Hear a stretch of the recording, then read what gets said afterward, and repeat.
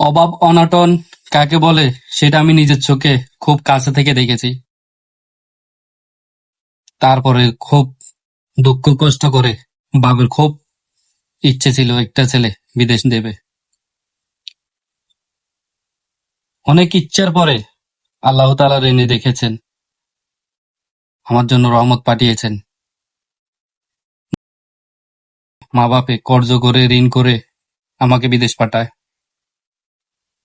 আস্তে আস্তে করে আমিও অল্প অল্প করে ইনকাম করতেছি বা কর্জ দিতেছি। তেমন করে পারি নাই আব্বার চিকিৎসা করার জন্য বা ফ্যামিলির জন্য এত কিছু করার জন্য। যখন আমার সামর্থ্য হয়েছে তখন বাবা ছিল না দুনিয়াতে। এখন মা আছে আলহামদুলিল্লাহ।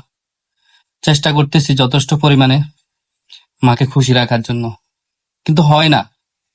এই দিক থেকে টানলে ওই দিক খালি হয়ে যায়, সবকিছু সম্ভব হয় না। তবু আমার নিজের যতটুকু সম্ভব হয় চেষ্টা করতেছি।